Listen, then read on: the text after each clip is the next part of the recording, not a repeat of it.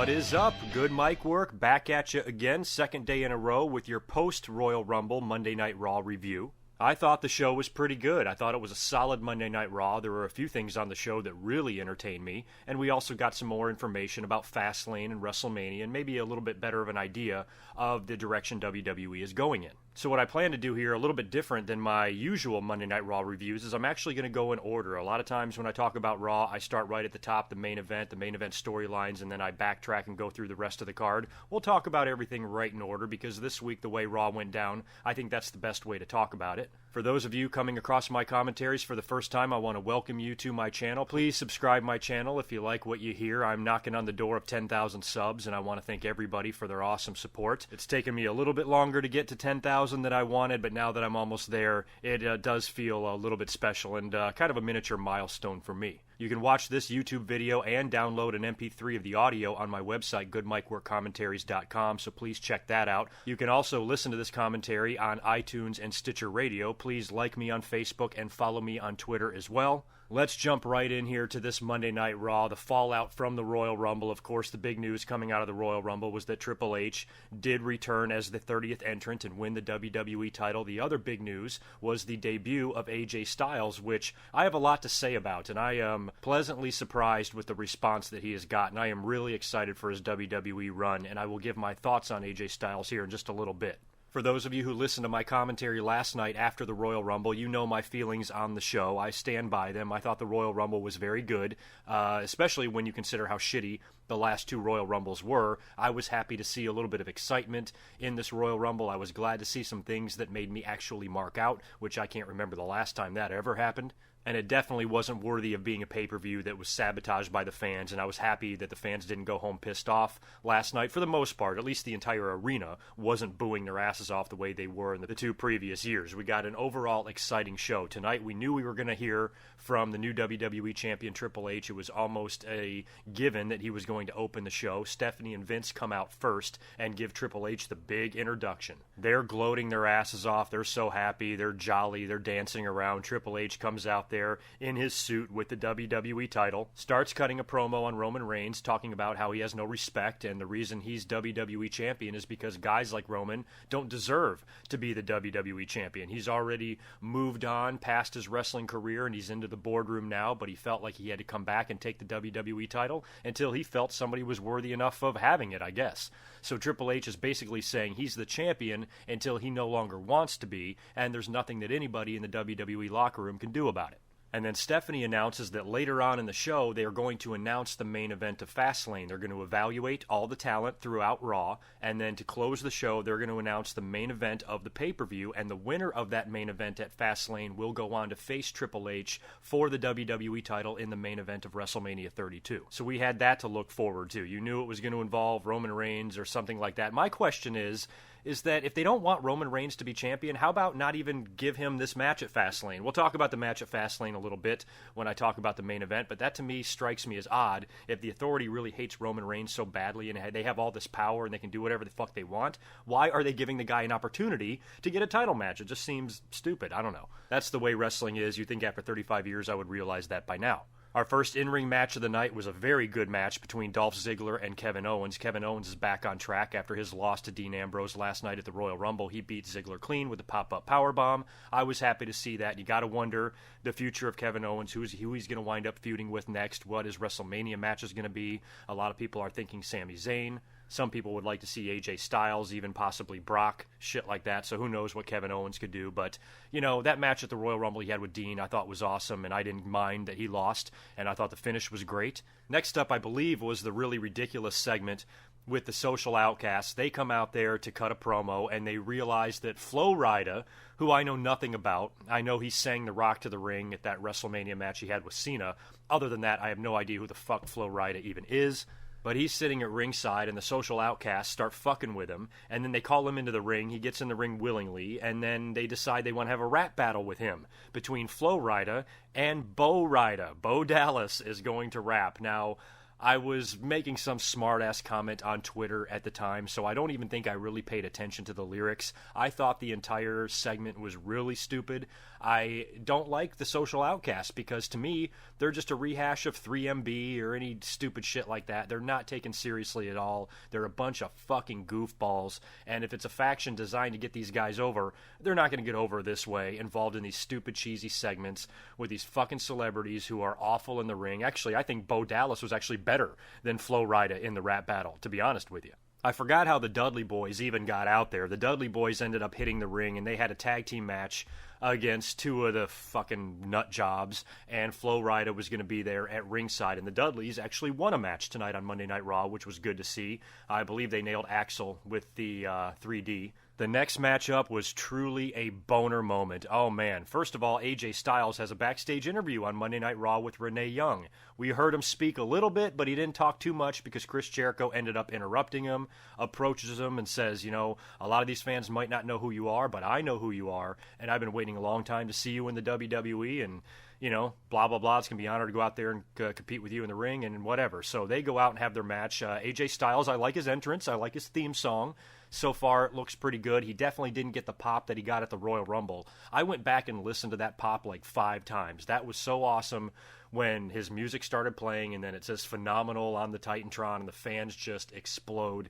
That was so awesome to hear. So not quite that reception tonight in Miami, but still pretty decent. And him and Jericho put on a really good match, and I was glad that Jericho worked with him. That, to me, seems like a situation where Jericho probably approached Vince or Stephanie or Triple H and says, hey, let me go work with him tonight. I'd like to be the first guy, and I don't think there was any guy better because Jericho, he knows all those guys. He and AJ Styles have a very similar career path. These guys got in the business and traveled the world a lot in the same way, and AJ Styles is truly one of the last guys left. He really is. I can't tell you how surreal I found it to see him on Monday Night Raw on his first night. He didn't even have to do vignettes or no build-up. He didn't have to spend 3 months in NXT. None of that bullshit. They brought this guy right up to the main roster, put him in major matches. He lasted 30 minutes in the Royal Rumble. Now he's working with Jericho.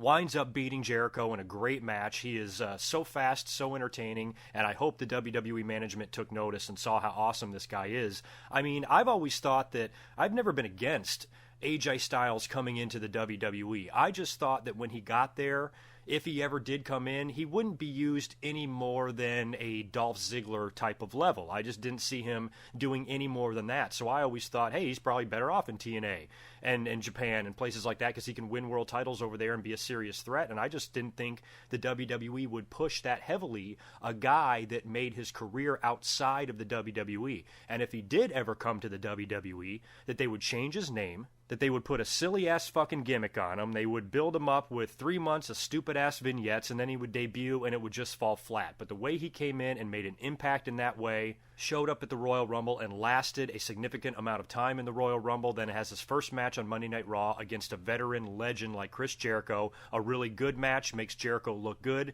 and Jericho puts him over. I thought it was great. I'm almost blown away. Now, granted, WWE can easily fuck this up. It's what they do. And AJ Styles has only been in the company for 48 hours, so I don't want to get too excited yet. But to me, I think the WWE deserves a little bit of credit for not doing their typical WWE thing where they flat out refuse to believe that anybody can become a star in wrestling outside of the WWE. They call this guy AJ Styles. They acknowledge his past. They haven't really mentioned TNA or anything like that, but JBL said on commentary several times, this man has won world championships in every promotion he's competed in all over the world. You know, they're not going to go out and, promote and give TNA free advertising, and I doubt they're going to ever mention TNA. They didn't mention it with Sting, so they're probably not going to mention it with AJ. But they are going to talk about what an international star he was, and that's what I like to see. That's what the WWE has started doing that they've never done before, acknowledging the pasts of guys like Kevin Owens and Hideo Itami and Finn Balor,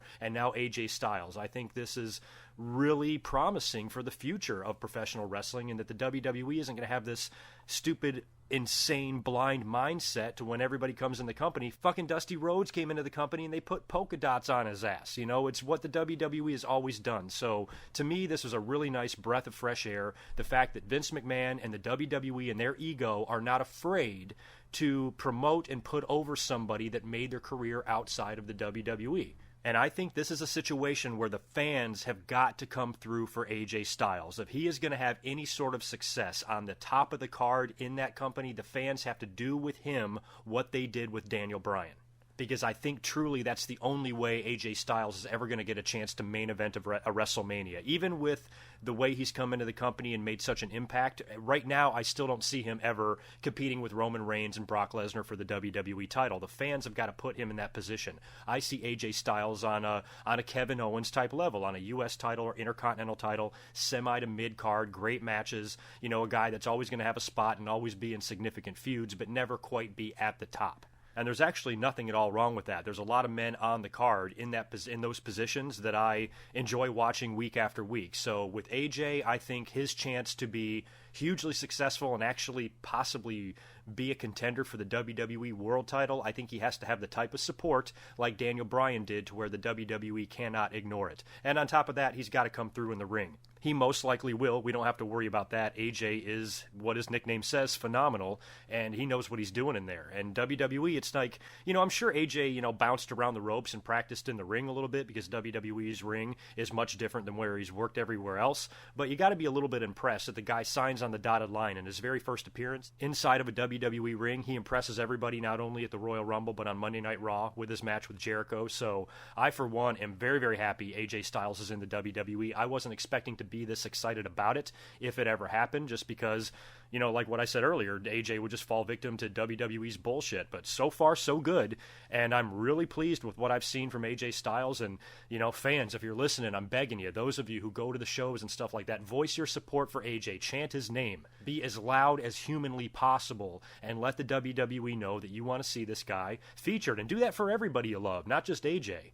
Chant for Kevin Owens, chant for Cesaro, chant for AJ Styles, chant for these guys. Just keep going crazy for them until the WWE has no choice but to give these guys some opportunities and some major spots on the card. So AJ Styles, I just want to welcome you to the WWE. Good luck with everything. I am pulling for you hard. We got a Divas match up next with the returning Sasha taking on Becky Lynch, who lost last night to Charlotte. Sasha, of course, made her return at the end of that match and ended up attacking and beating the shit out of Charlotte. Her and Becky get in there and have a pretty good match. You know, it didn't last too long. Charlotte interrupts them. It ends in a no contest. Charlotte comes out and attacks Sasha during the match to get revenge for the beatdown she suffered the night before. Then she beats up Becky Lynch a little bit too, and then all three of them start brawling, so you got to think they're going to lead to some sort of a three-way here. Before everybody freaks out on Becky, I've seen a lot of comments of, oh, I feel bad for Becky, oh, they're burying Becky. I don't think they're burying Becky. She's not going anywhere. She's a great diva. Fans love her. WWE's going to keep her around. It's not like they're jobbing her out or anything like that. Yeah, she's lost a couple of matches, but she didn't lose tonight on Raw. They kept the storyline alive with her and Charlotte. I wouldn't have any doubt in my mind that the three of them might work a triple threat at Fastlane or WrestleMania or something like that. And don't count Becky Lynch out yet. A lot of people say she's completely dead and buried, but I still think she has a very good chance to win that Divas title. Don't forget, we have 4 Raws, 4 SmackDowns, 25 house shows, and a pay-per-view every single month. Becky is going to be a diva for a long time. And speaking of divas, Nikki is undergoing neck surgery. And for those of you wondering if the injury took place during sex with me, the answer is yes. Yes, it did. I feel horrible about it. She said she couldn't take it anymore, but like the other 6 days of the week, I thought she was full of shit. But in all seriousness, when Nikki does return, it's going to be nice. I think we can all use a break from her. Everybody hated her guts when she was Divas champion. She finally dropped that belt to Charlotte, and then she got injured. I think time off is exactly what the character of Nikki Bella needs. And when she comes back, she can make a huge impact and probably get a pretty decent pop from the fans as well, especially if she's out for another 6 to 9 months or something like that. So if she's gone close to a year, I think she can come back to a pretty big reaction. Next up, we had Bray Wyatt in a one-on-one match with Kane. Fans were shitting on Kane hard during this match. Not a very good match. And then the Wyatt family swarmed in to attack and completely beat the fuck out of Kane. Now, the whole storyline here is that the Authority, of course, is watching Raw, so everybody's trying to put on a good performance. That's why Kevin Owens was so impressive in his match with Ziggler, and now Bray Wyatt destroying Kane the way he did. It's like they're all making a case for them to get into that Fastlane main event and a chance to main event WrestleMania for the WWE title. No Brock Lesnar tonight either. Of course, the Wyatt family was the reason he was eliminated from the Royal Rumble last night, and you gotta wonder what's going to happen at WrestleMania. Is this going to be Brock's opponent? The way it looks right now, that's looking likely, especially in light of what the Fastlane main event is. So I'm not sure how I feel about this. Let's just say, like everybody's probably predicting, that Bray Wyatt interferes in the Fastlane main event, costing Brock Lesnar the match, and that sets up the WrestleMania match. That means the Wyatts were going to cost Brock the spot in the Royal Rumble, and then they cost him a chance to wrestle for the title at Fastlane. That's 2 in a row. So basically that just means that Brock Lesnar goes to WrestleMania to murder, yes, murder, most likely, Bray Wyatt. Now, that's an extremely predictable match. Not that I wouldn't enjoy seeing Bray Wyatt and Brock Lesnar work at WrestleMania. I think the match could be very good and very different, but it's not going to leave too much to the imagination as to who's going to win.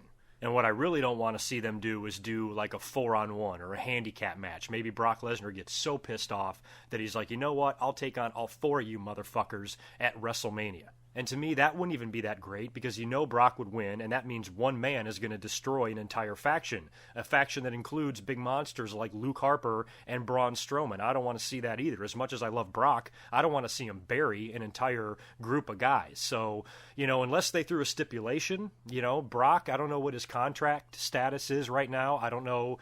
I mean, he might have a year left, and then after that, they got to start thinking about renegotiating with him. So I don't know if they want to have him start putting guys over, just in case they are starting to think that he won't re-sign another contract. Or if he's due to take some time off after WrestleMania, like he normally does, could they throw a stipulation at us? Maybe if Brock Lesnar loses to Bray Wyatt or the Wyatt family or whatever match he has, Brock has to retire, or Brock has to leave the WWE.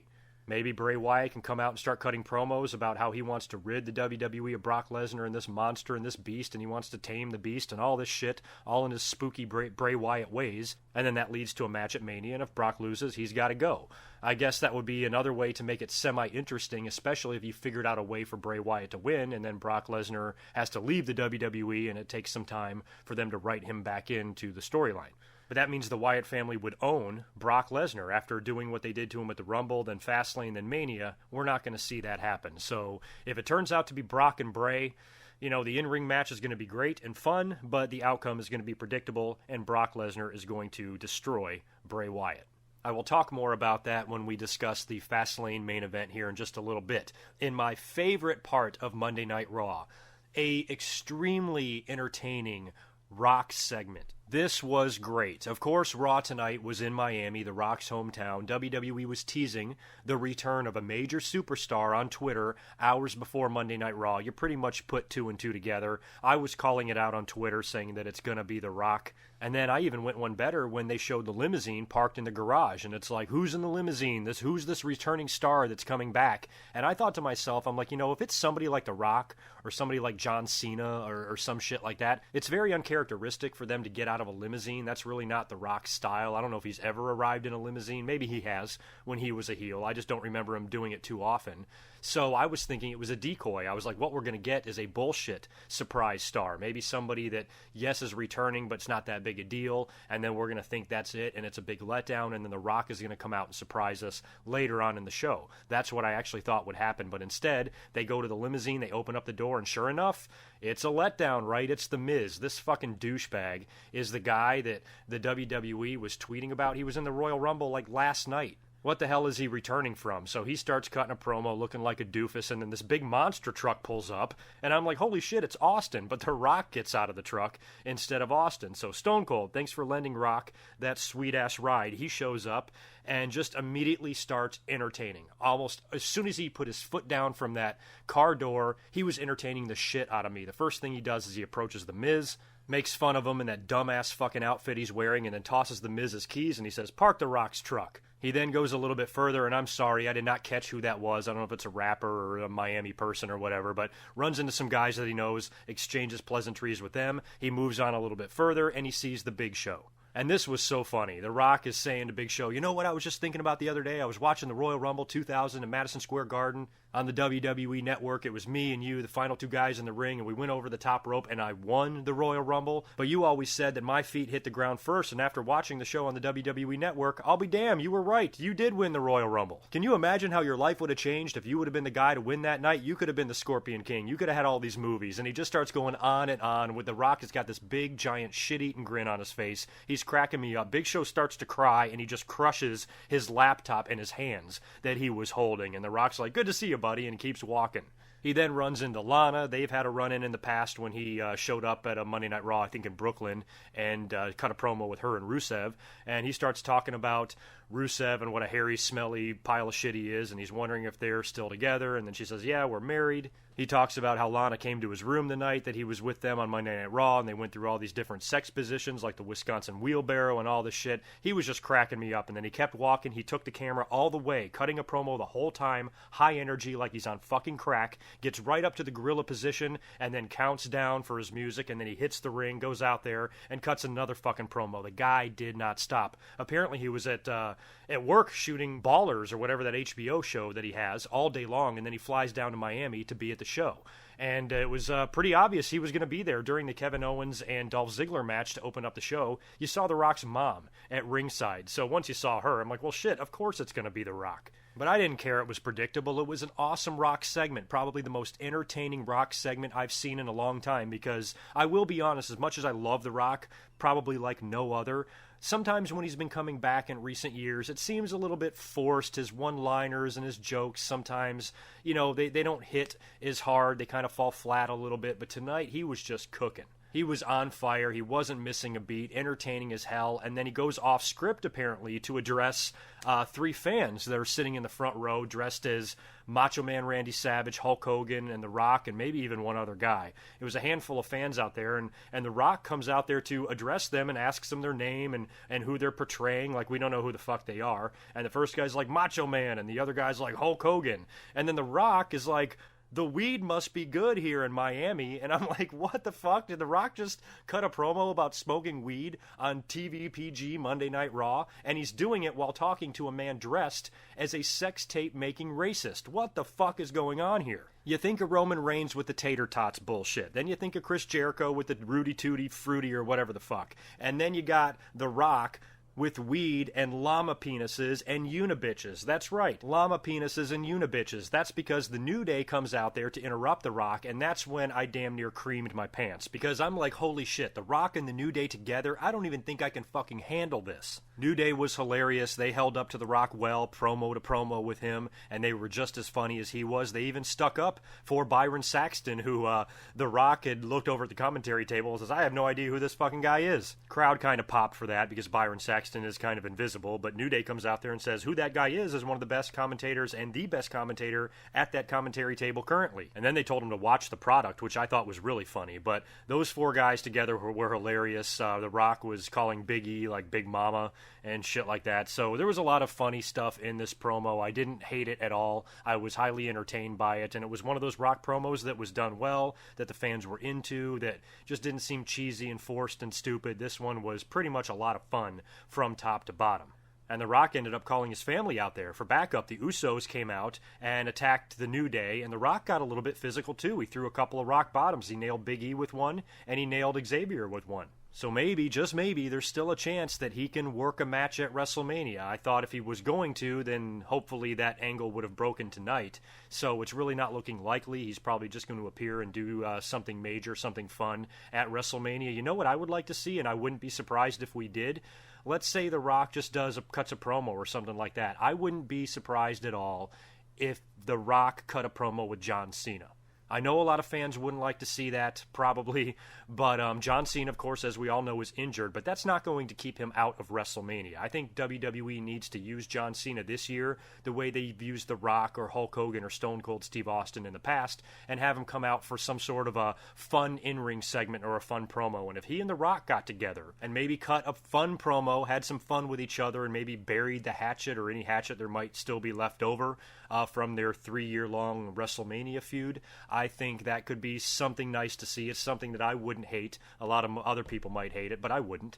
If the rumors were true and they wanted to bring back Hulk Hogan for WrestleMania just to make an appearance. The three of those guys could cut a promo in the ring similar to what Austin, Rock, and Hogan did at WrestleMania 30, because Rock, Cena, and Hogan represent three separate generations. You know, it was Hogan first in the 80s, then The Rock in the 90s, and now John Cena today. So they could do something like that, I don't know. But even with John Cena's injury, I highly doubt that's going to keep him from appearing at all at WrestleMania 32, and I wouldn't be surprised if he did something with The Rock.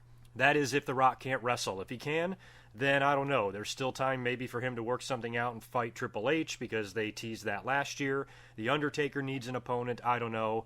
But from what we saw on Raw, just with The Rock being silly with the New Day, right now it's not looking like he's going to have a match at WrestleMania 32. We'll move on now to the main event, but I do quickly want to mention the Tag Team Divas match that was up next. Paige and Natty made pretty quick work of Alicia Fox and Brie Bella. Brie jobbing again. She is pretty much a jobber at this point. This is the same chick that had the SummerSlam match with Stephanie McMahon. She's pretty much worthless now on the Divas roster. She's probably not going to do much until her sister comes back, but it's nice to see that some of these girls that are better in the ring are getting the spots now, because a lot of people were pissed off at the exposure that the Bellas were getting and all of that. So now that you got Brie out there tapping every week to Becky or Natalya or Paige or someone like that, that should make the fans happy. Quick match, don't even know the point of it. Paige and Natty, I don't know if they're teaming up just for tonight or if they're going to be a new duo or team regularly. I don't know. And I hope this is not the last of Paige in the Divas title situation either, or Natty for that matter. I'd like to see both of those girls get back in there. But the match was what it was, and it was pretty much just a breather from that great Rock and New Day segment that we got. Now on to the main event of the evening, which they announced earlier in the show. It was going to be Roman Reigns teaming with his brother, Dean Ambrose, taking on Rusev and Sheamus. Reigns and Ambrose ended up winning the match, of course. You kind of knew they would. And then they didn't stop there. They took out their aggression on Rusev. Roman Reigns, of course, was going to get revenge for what happened to him at the Royal Rumble when Rusev put him through the table. This time, Dean, Roman, and Rusev all stand on one announce table, and they give him the powerbomb onto the other one. That was a pretty sick bump. I was worried the table was going to collapse under the three of them, and I was like, oh God, please hold up. The last thing WWE needs is for Roman Reigns to break his leg. So they end up putting him through the table, and that pretty much ends the match. And then Stephanie comes out to announce the Fastlane main event. Now, Dean and Roman are still standing on the announce table, and Stephanie announces that the main event of Fastlane will be a triple threat match between Dean Ambrose, who's earned himself a spot, and Roman Reigns, the two Shield brothers, and Brock Lesnar. Now, that's pretty big news. Ambrose and Reigns kind of stood there and looked at each other like, oh, we're going to have to fight again, just like at Survivor Series, and there's a lot more on the line this time. And they're going to have to contend with Brock Lesnar, too. So that's your main event for Fastlane, Brock Lesnar versus Roman Reigns versus Dean Ambrose. Now,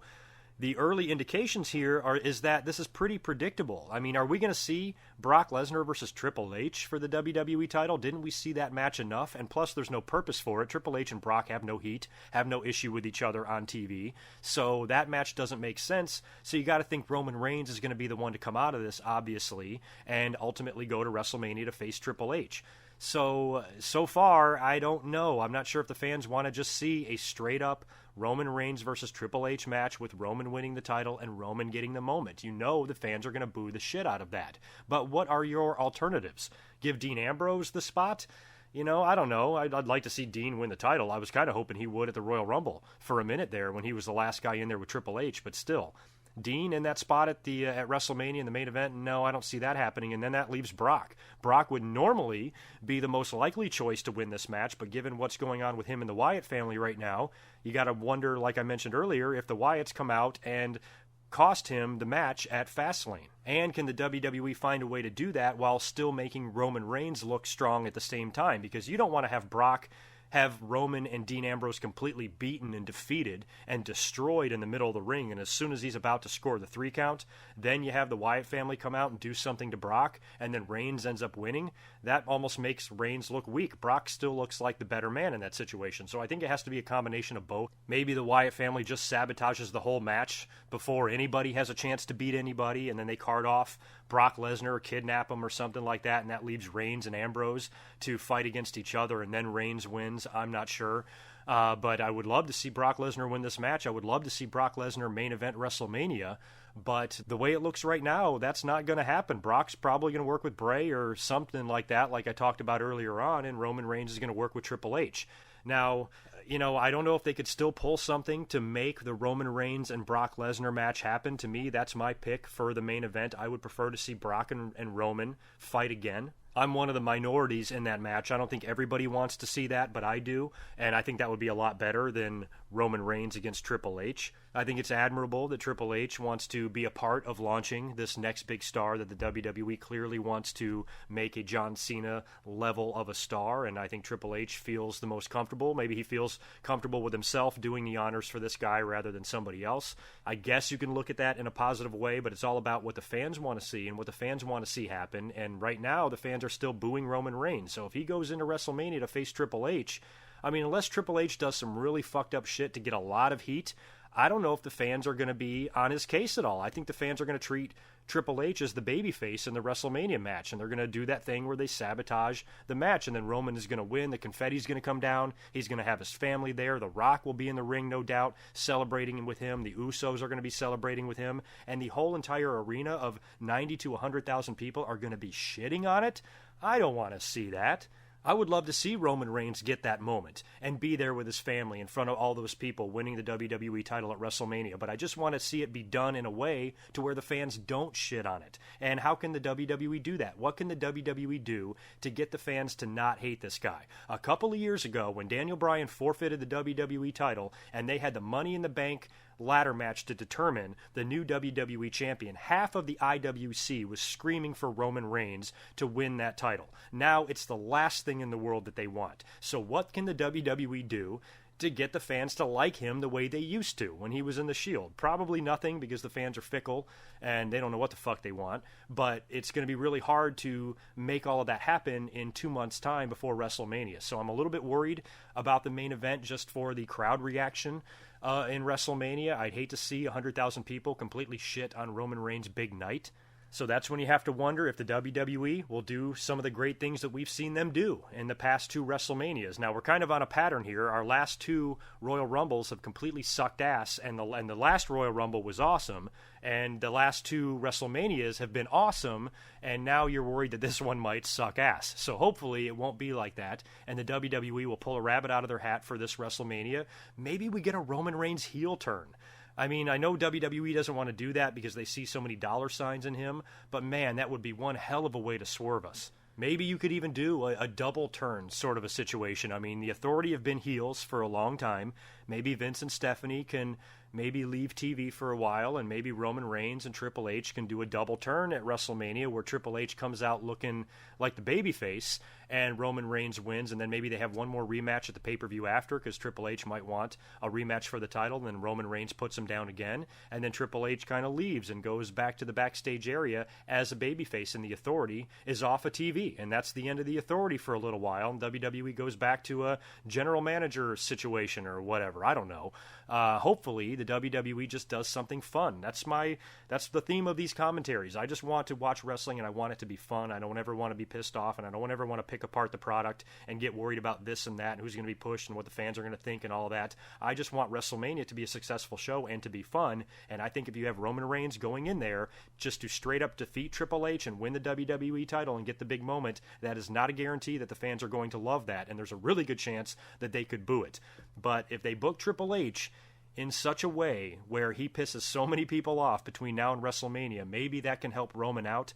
I mean, Triple H has got to get a lot of heat. He's got to be cocky as hell. He's got to do some dastardly things to people. Maybe come out and insult AJ Styles or something like that. You know, do something that's really going to get under the skin of the internet fans and the smart fans and the type of fans that like to boo these type of matches that Roman Reigns are involved in. So if he does something to piss them off, maybe he can piss them off enough to get them behind Roman Reigns. But, you know, that's going to be up to the WWE how they do it. I'm not going to panic yet about WrestleMania. Yes, I am a little bit worried, but we were worried the past 2 years as well, and the pay-per-views turned out to be fantastic. So hopefully this year will be no different, and the WWE will realize that if they go in the predictable direction, the fans will not accept it, and they'll do something to make it fun. I'm holding out hope for that. I'm confident that they will do that because they've done it in the past couple of years, and even though the WWE can be very stupid and blind sometimes, I don't think they ever want to see a repeat of WrestleMania 29 where the fans literally hated everything about the main event. They got to do their best to avoid that type of situation, and I'm really holding out hope that they will. So you guys let me know your opinions on this main event for Fastlane. What do you think's going to happen? Do you agree with my thoughts on Bray Wyatt working with Brock at Mania, and then Triple H working with Reigns? And what about Undertaker? We got to figure out something for him too. And here's a thought that I didn't mention earlier about the Bray Wyatt Brock Lesnar situation. What if Taker and Brock teamed up in a tag team match to take on all 4 members of the Wyatt family? That might be a little fun to see, Undertaker and Brock on the same page, kicking ass together. It wouldn't make much sense considering the heat they had in their feud just months ago, but Undertaker's had his problems with the Wyatt family in the past, and Brock is outnumbered 4-1. Maybe he needs a little bit of help, maybe he needs a little bit of backup, and maybe Undertaker can be that backup. It really wouldn't be a very fitting final match for The Undertaker, though, if this is going to be his final WrestleMania, for him to be in a tag with Brock. I don't know. That might not work, but just as an attraction match, you could put Undertaker and Brock together. And then Ambrose is going to have to work with someone, too, so he'll probably start up a feud after Fastlane. So what do you think is going to happen? What direction do you think they're going to go in, and what kind of a card do you see shaping up for WrestleMania? I'm hoping...